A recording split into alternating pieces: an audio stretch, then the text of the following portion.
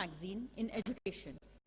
The Digital Learning magazine is a 10-year-old publication, and we celebrated our 10th year in January 2014. The magazine forms a link between MHRD, the Government of India, various state governments and their education departments, three boards, academia, private institutes, and all the various stakeholders in the overall domain. ELITS Technomedia Private Limited in the various domains of education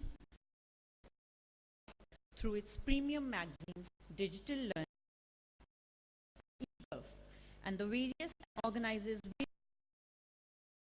World Education Summit, E-India, and many more. The 21st century of knowledge. Therefore, innovation and optimal deployment of scarce resources to make education more relevant and to achieve excellence in research became the goal of governments and education across the globe. Continuing with this commitment to bring the thought leaders from across India on a platform, Digital Learning magazine has organized the Student Leadership Summit in New Delhi at Hotel Kempsky. I will now call upon the panelists who will be participating with us at the inaugural. Please join me on stage. Ms. Vanda Dula, Director, Podar International School. Mr. Amol Arora, Managing Director, Shamford and Shamrock Group of Schools. Mr. Anshul Arora, CEO, Advanced Group. Ms. Poonam Singh Jamwal, CMO, Extra Marks Education Private Limited. And Ms. Snehal Pinto, Director, Ryan Group of Institutions.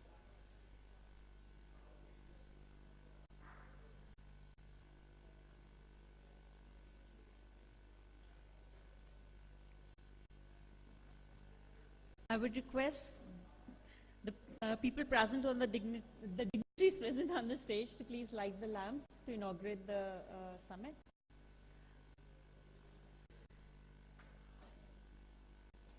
Farhan, could you please help with the lighting ceremony? Naina?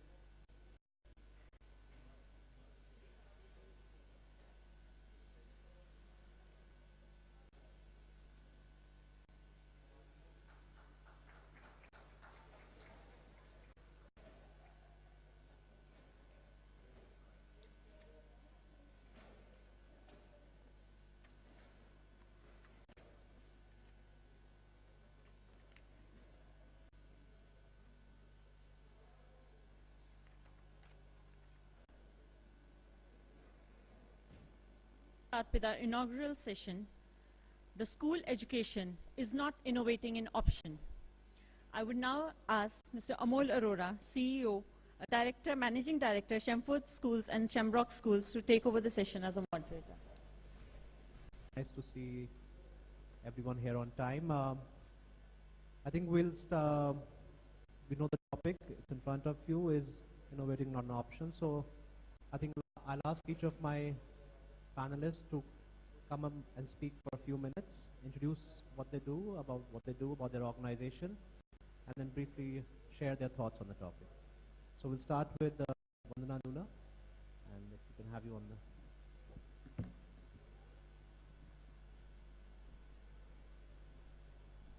I'm on a pedestal.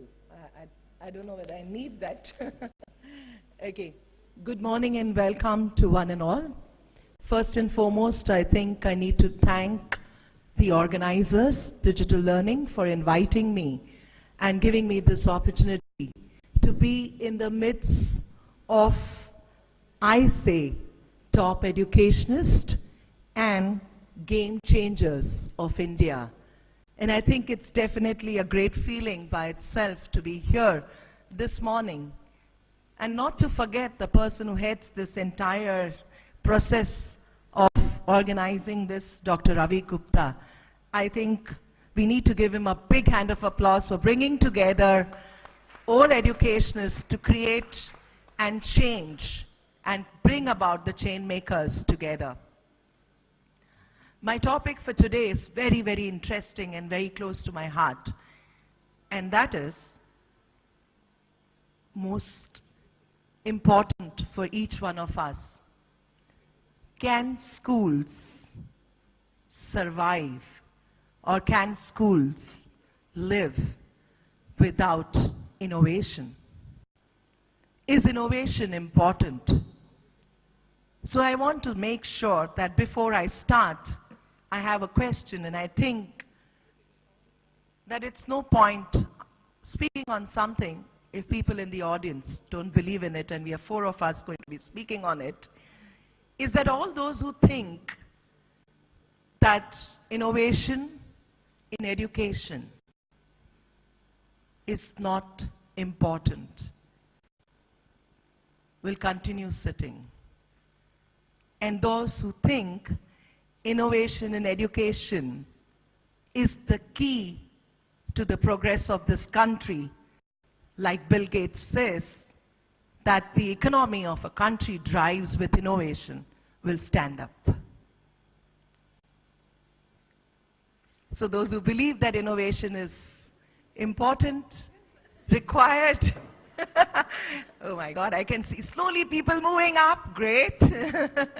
Thank you very much. That was just to make sure you listen to me further. And I'm glad that you all believe in the very topic. Only then can I share what I want to share this morning. And I think my second question that is going to come up, and I believe in asking questions and letting you think, because it's so boring to be sitting in an audience and just listening without participating. How many of you think who is responsible for this innovation in education? We'll have show of hands after I finish my question. How many of you think innovation in education is the responsibility of the governing body? How many of you think it's a responsibility of the head of the school? How many of you think it's a responsibility of faculty of the school? And some of you, if you believe that it's none of the three, but it is the parents and maybe the children who are responsible for the same. So how many of you think in the audience it's a responsibility of the governing bodies, the trustees? We have on board many trustees here. How many of you think governing body is responsible for innovation? Show of hands.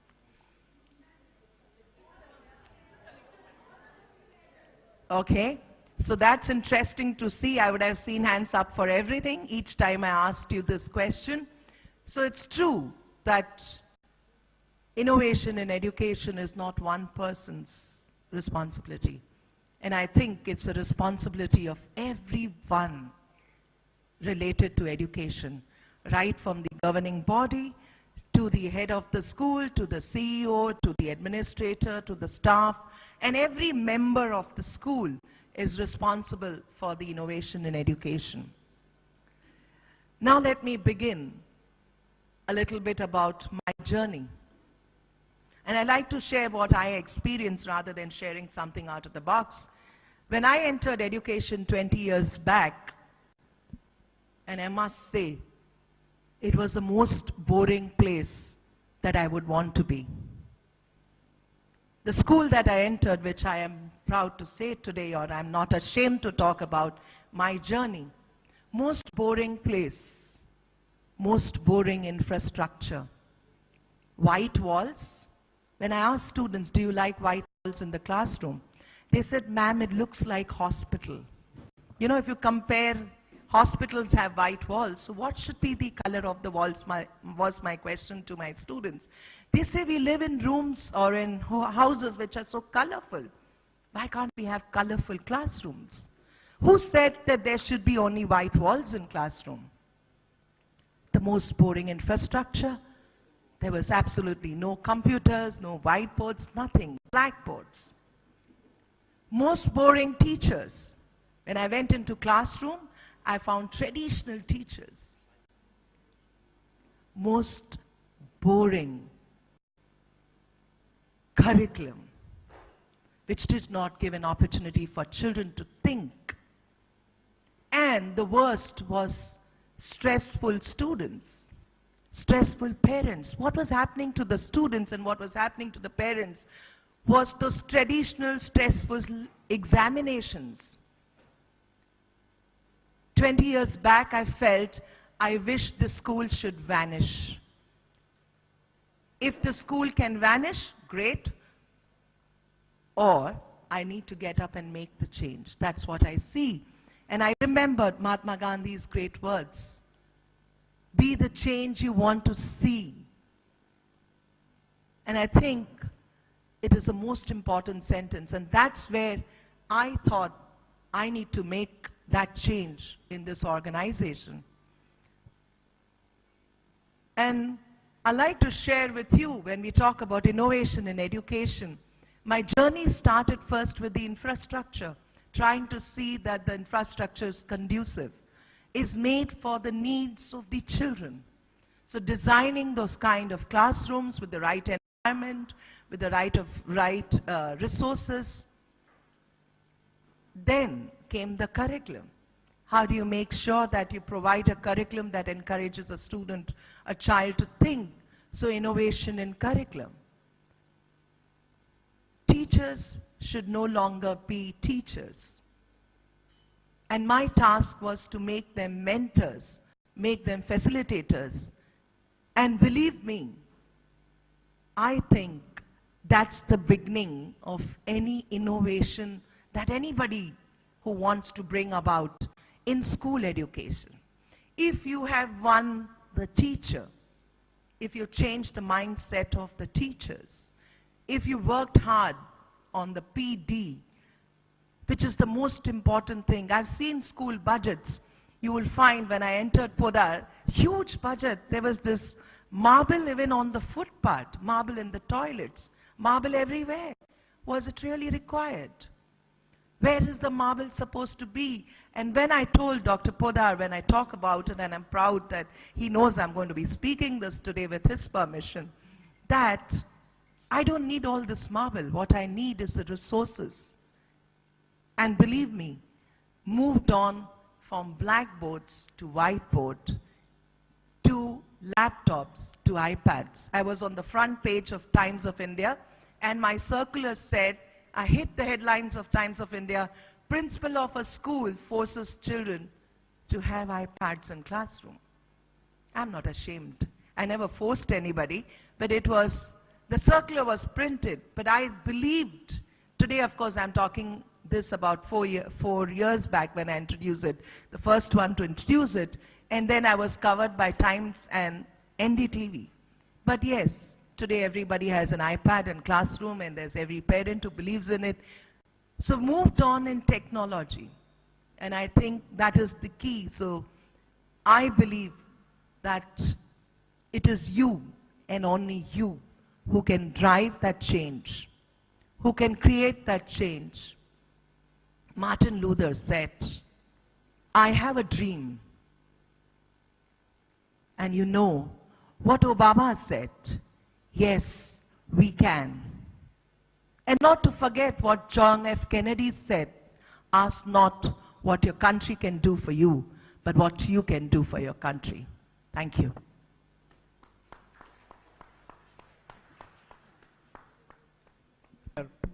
And try and make it more interactive, so so that we can engage.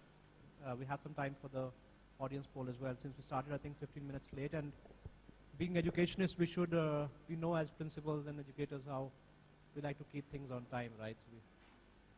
So I'll start with Anshul on my left, and a bit about what you do and what do you think about innovation in education, and how have you been innovating in your schools as well?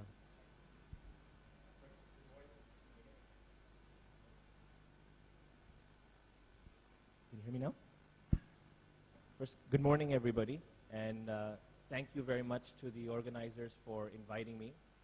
Many of you have far more years of experience in schools, and I appreciate you trying to get the ideas of some young educators into the discourse. So thank you for inviting me. First question about my background. I moved to India about 6 years ago to partner with a group called Eaton House in Singapore, along with a gentleman who was running the Times of India. And together we started an education group focused on early childhood education, which we thought was very neglected compared to the importance it should have, especially with leading brain research. And we've set up about 55 early childhood education centers around India and are now exploring what would be world-class K-12 education. That's my background. On the question you asked, I think there's 3 fundamental things we must do in schools today. The first one, now I don't know if we call this innovation or we talk about going back to fundamental basics and values and roots. And what I mean by that is I think we're all CEOs of education groups, with all the brands that are coming, with all the hype that is coming, the most important experience for learning is the interaction between a child and a teacher. And I think we should go back and think about, how do we view children? Do we view them as simple, sweet, cute things? Or do we look at children as innately capable with great possibility, and therefore how do we interact with them? How do we look at teachers?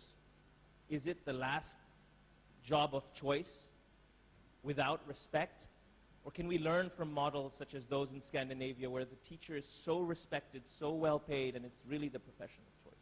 So one thing I think is fundamental is this innovation in how we look at children and teachers, or is it going back to some basic traditional value? So when you ask me about innovation, I don't think it's just thinking about fancy technologies. I think innovation is about thinking of new paradigms of thought, and this is one fundamental one for me. A second, which Dr. Lulla talked about, is around knowledge economy. Anmol and I were on a panel yesterday morning on a conference called One Globe. And there was a number of speakers. Minister Salman Khurshid was speaking, Mr. Anurag Thakur was speaking, people from the World Bank, the IMF. The common theme across all conversation is we are a services economy predominantly, and we are moving towards a knowledge-based society increasingly, both in terms of what we do, as well as how we do it in the jobs that we have. Knowledge is everywhere. In that circumstance, what does it mean as educators to have capable people who can work in a knowledge economy? And I think we all talk about it on the surface. I like to draw from an example of a company which I respect deeply, where I spent many years, who focuses on developing knowledge, people who can work with knowledge, and that's McKinsey & Company. And they try and understand problems, dissect problems, analyze problems, collaborate and communicate to solve problems, and to get stakeholders involved into action. Now, this kind of person who's going to be successful in the 21st century, what does that mean in terms of schools and what we need to do in terms of pedagogy? And maybe later in the panel we can talk about that. But I think innovation in pedagogy and thinking about how do we create inquirers and critical thinkers who can think critically, collaborate effectively, communicate well, have character and values, and work across cultures. I think these are fundamental elements that we need to think about in pedagogy. I'm not saying we should do away with everything that we have. The CBSE, the ICSE, these are systems which give very solid learning outcomes. How we go about teaching those learning outcomes gives us a lot of flexibility in what we can do. So that's the second area I think we need to innovate. And the third, I think many of us and the schools we run are expensive schools catering to a more upper middle class. And we felt it was important to create an aspirational brand to reinvest what we make to scale this organization. But the reality is the bulk of our country is not in elite schools. How do we talk about issues of quality in primary education? How do we talk about issues of access in secondary education? How do we think about improving critical thinking and advancement in university? I think we need to innovate our delivery models to think about how do we get to the mass of India, which needs improvement in education more than anyone else. And I think there's models of low-cost private schools, which are innovations. I think there's models of technology, and I don't think technology is just putting a computer in the classroom. As educators, I think we need to think, what is the learning outcome? How does technology play a role in supporting that learning outcome? And for examples, we don't need to have books going everywhere. There's very inexpensive laptops where you can have a lot of this material. So I think, Anmol, the point is delivery models, especially for access, we can really innovate around. The last point I'll make, I think I'm going over time. The overall question, can we afford not to innovate? I stood up, Dr. Lula, I think as many of us did, because fundamentally why all of us are here is what happens if we don't innovate? Well, then children who are so innately capable with potential are not reaching their basic potential which they're capable of. Children who should have access don't have access. What does it mean to be a free country, but with that freedom we're not able to do anything with it because we don't have the education to feed ourselves or to do something productive with ourselves? So if that's the opportunity cost of not innovating, I don't think we have a choice. And if we allow models of innovation, I think the world is our oyster. It may take time, some things will work, some things will fail. But further down the line, I think we will have new solutions to very fundamental problems. So thank you.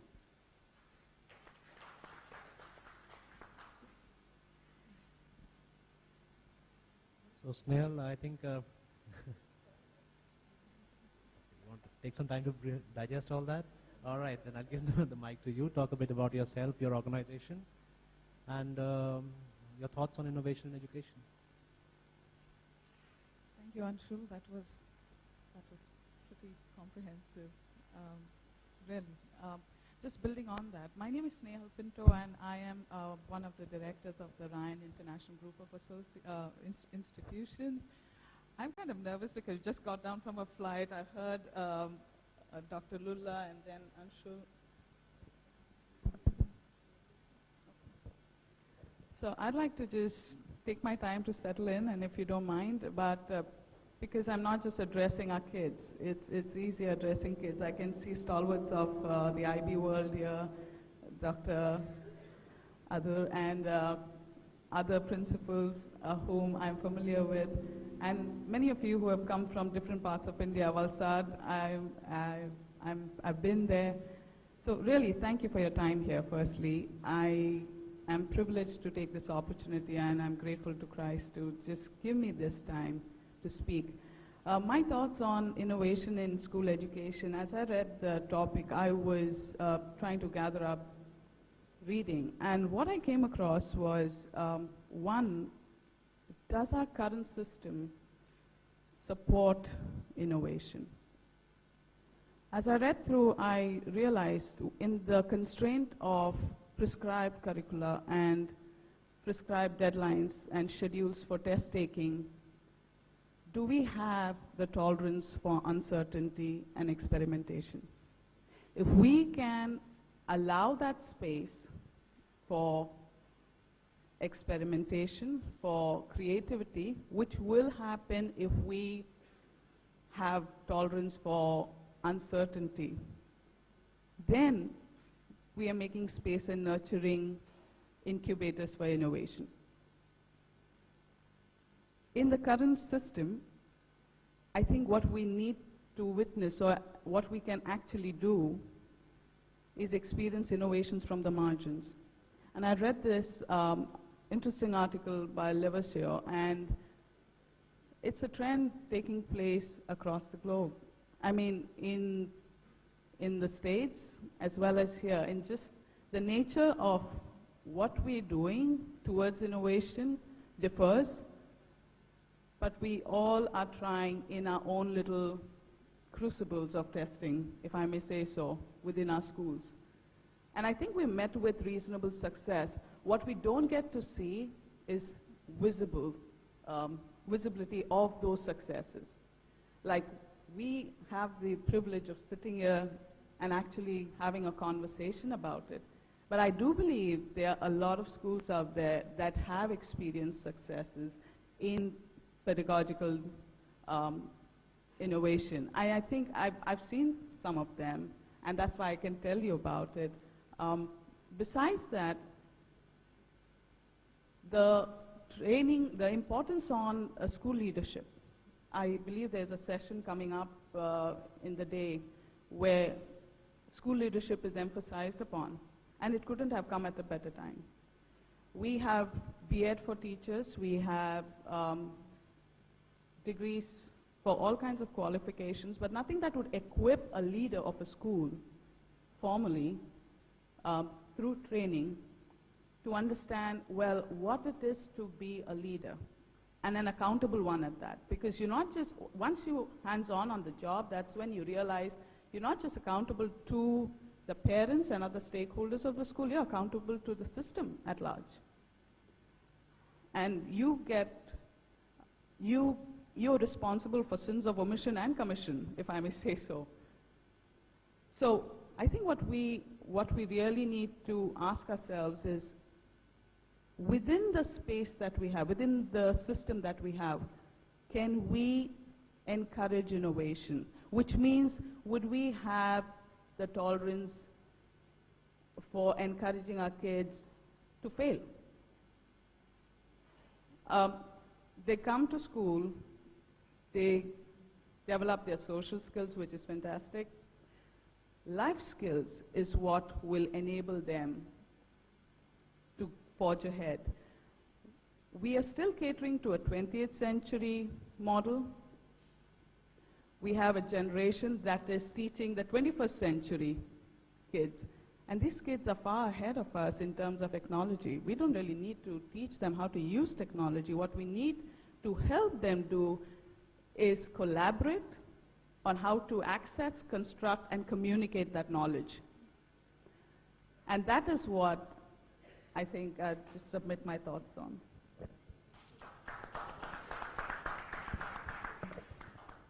Thank you, Snehal. In fact, it came out better than we were thinking, right? So you got us worried that about the plane and everything. Like, all right. So with that joke, I'll hand it over to Poonam and her thoughts. Her company has done some innovative work in education, school education, and helping schools innovate, bring best practices into our schools. So I'd like to hear what a little bit about the organization, and a bit about what you do, and as well as your thoughts on innovation in school education.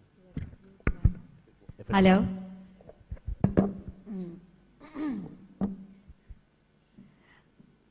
I would like to give you a background. I've been to a lot of panels.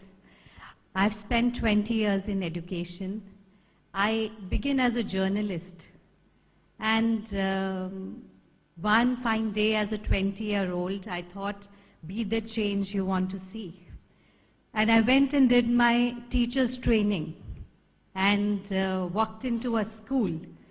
I lasted in the school only for 3 months because I introduced a lot of ideas of how the concepts had to be taught I had teachers stopping me in the staff rooms and saying, why are you increasing our work? What about the oral test? And you're wasting a lot of time.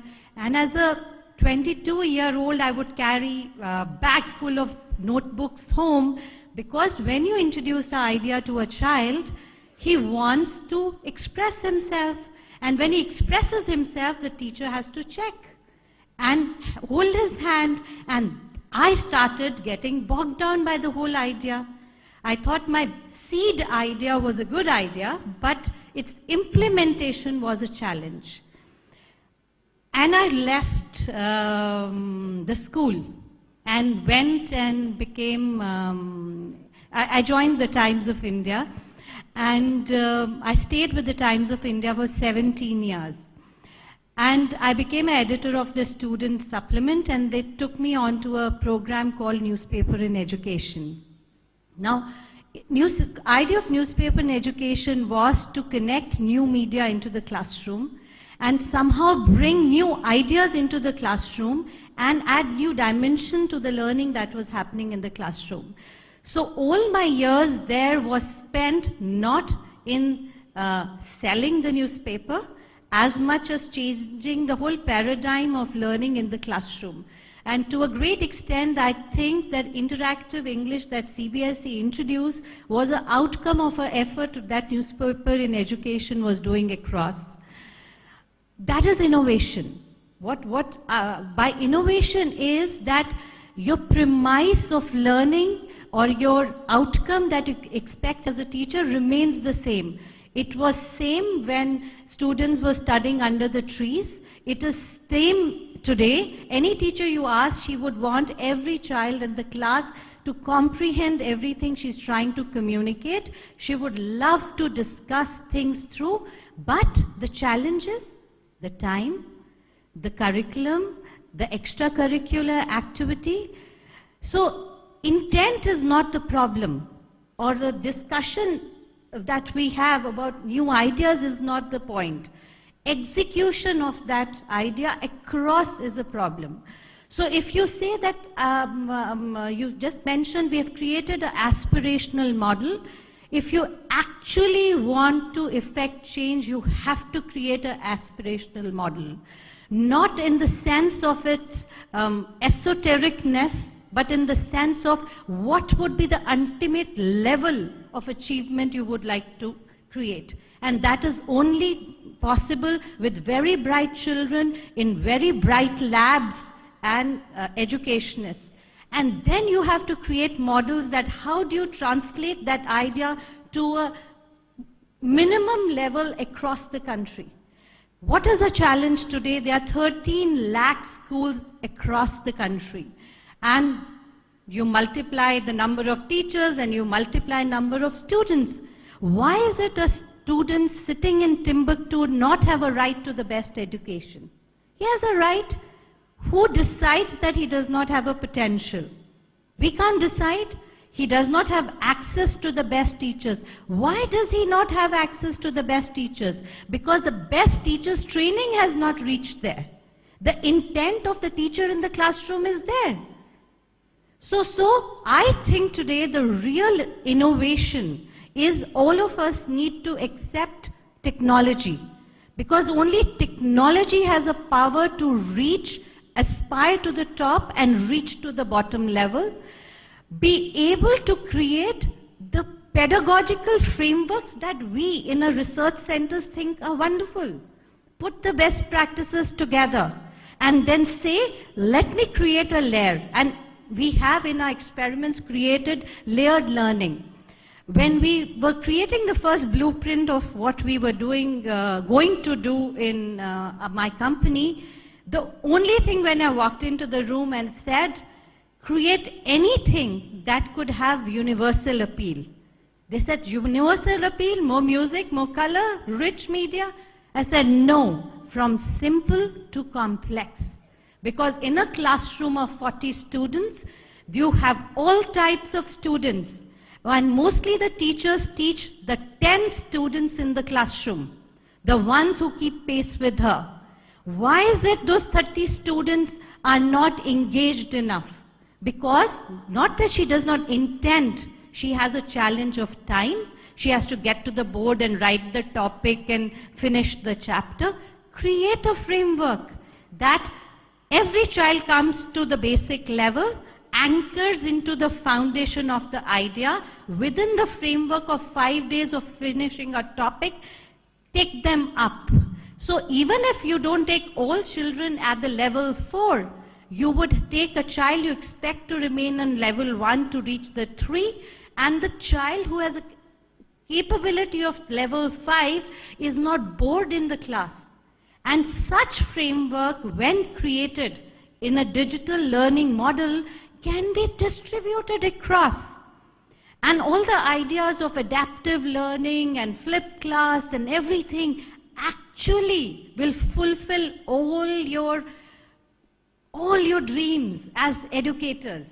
Because your only challenge is human resource quality and time management. And if you create models that can be distributed and handed over to your teachers and learners, a student can take that model back home at his pace without being embarrassed by the co-learners, quietly go and repeat and get into the whole idea and walk in confident. And in the classroom, resource is wasted when she's giving a lecture. I learned actually about flipped class out of the books from Mrs. Lula's talk a year ago. And I went up to her and said, how do you practice it? Flipped class is a smart idea, but how do you execute it to every day? So she said, I do it once a week or twice a week. And I went back to my research center and I said, no, create a model that teacher finishes, is going to introduce the idea, she flips a class, a student goes and studies that idea, comes back in the class for problem solving. 40 children would be handled simultaneously when in the classroom you're actually only problem solving. So innovation is not the idea. Innovation is implementation of that idea, not in one institution by one institutional head or one teacher, but all the teacher, all the institutional said with their uniqueness. Because what does digital learning give you or a framework give you? A vehicle. I used to have a bullock cart to reach a destination. Now to reach that destination, I have a plane. But the bullock cart had a person driving the bullock, and a plane has a pilot. So I'm not taking away the human factor out of it, but empowering all the stakeholders into better, more impactful outcomes that we can create.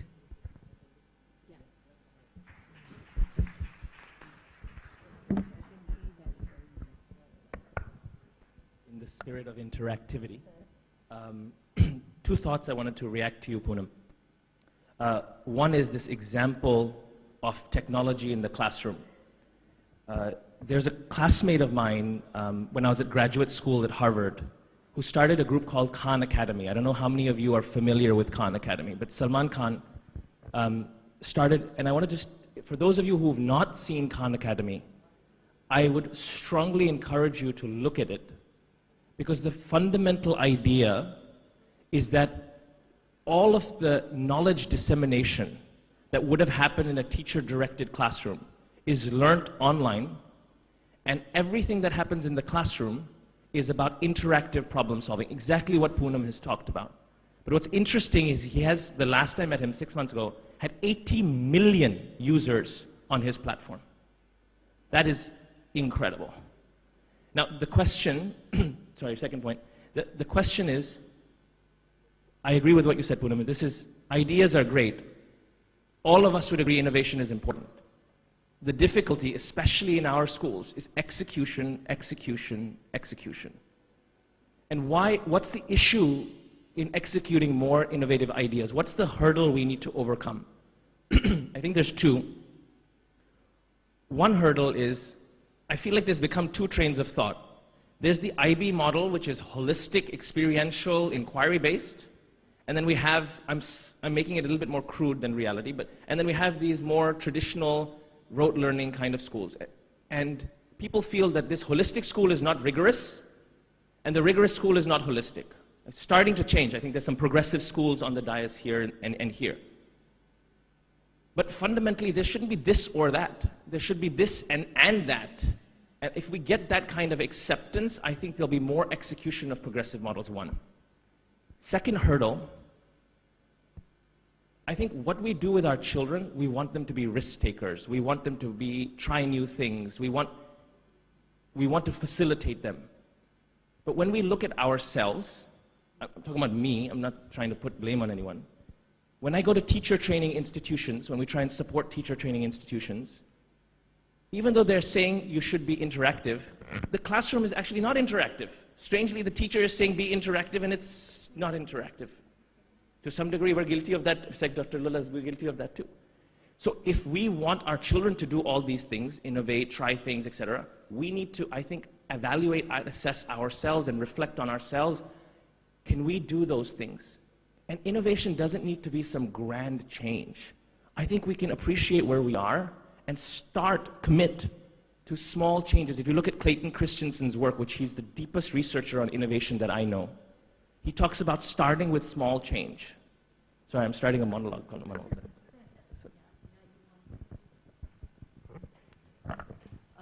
I'd like to just continue from where Poonam and Anshul talked about. And I think that, according to me, and I stand corrected, it's not that the curriculum restricts anybody from changing. It's not that there are some progressive schools and there are some non-progressive schools. It's only the people.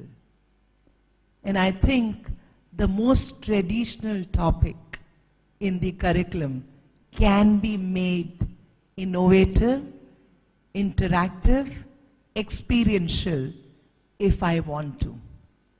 So I think that you may be in a school which is there for last 30 years or 50 years doing a very traditional local state curriculum.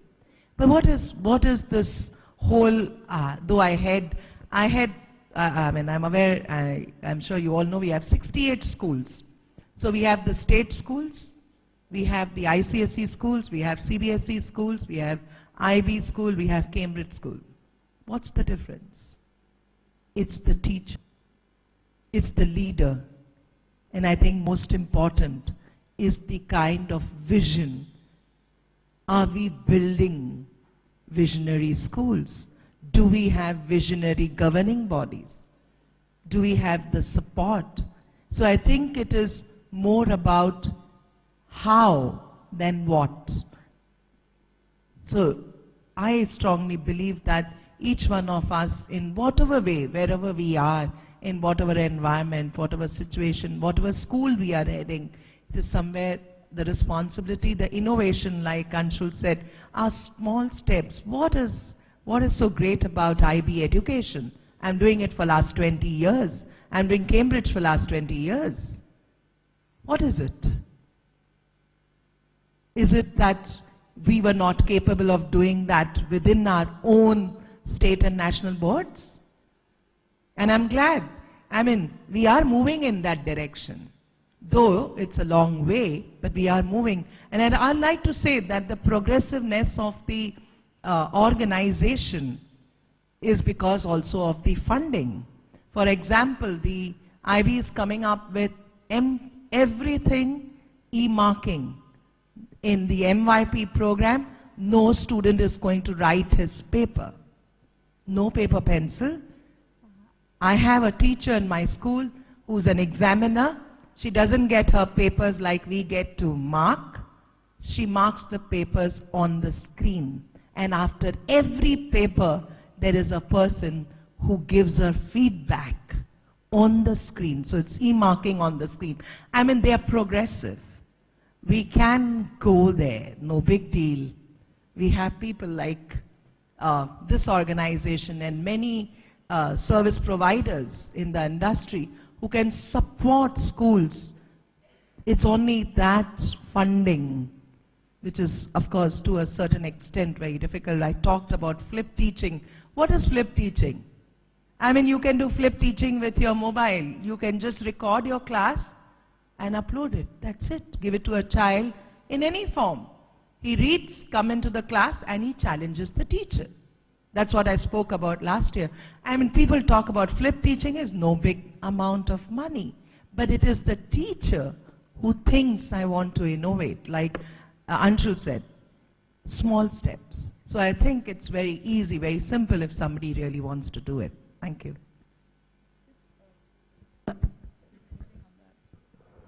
Just to add to that, I think to draw a focus on two things. One is teacher training.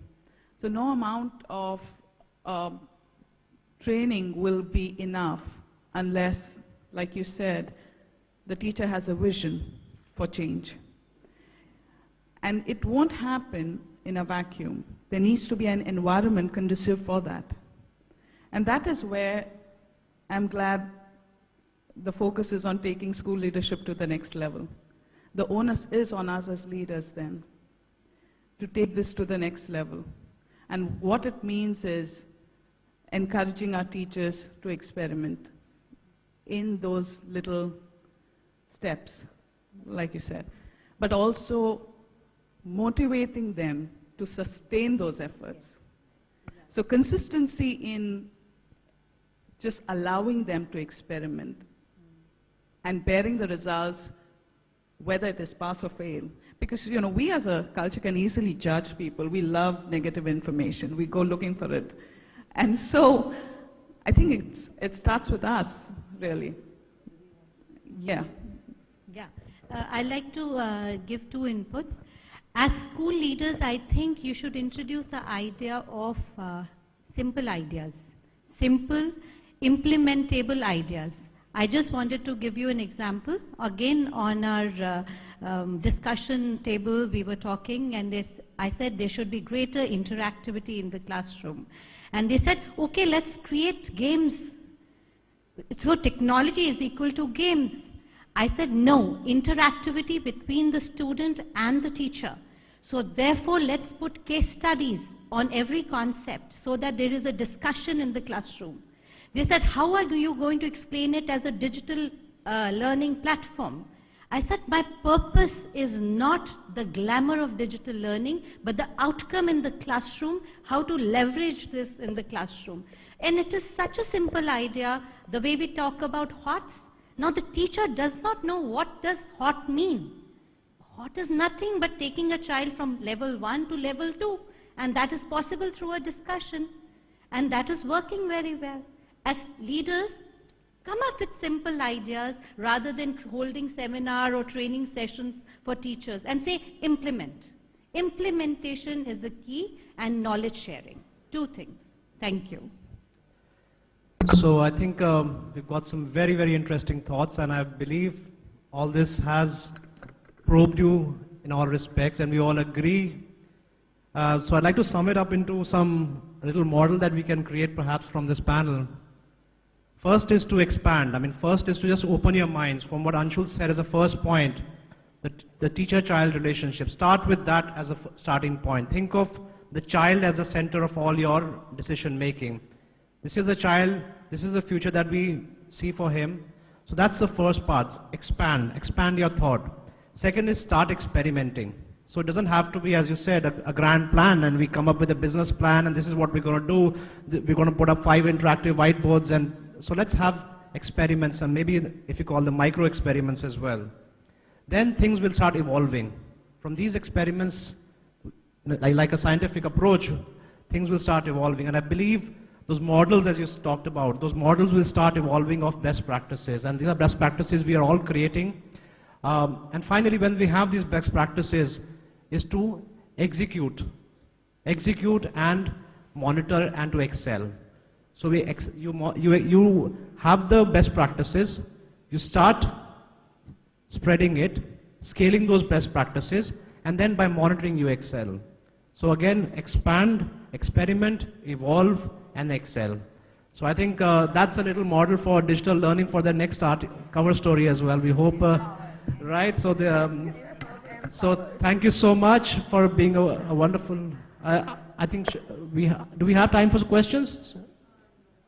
No, we don't have time for questions. So thank you so much for being a wonderful audience. Thank you so much for moderating the session. I would request you to please be with us for the, we'll be launching the magazine. So just 1 minute more. I would request Mrs. Archana Jaiswal to please be on the stage with us. We are releasing the February issue of the Digital Learning Magazine, where we cover the interviews of the top principals from across India.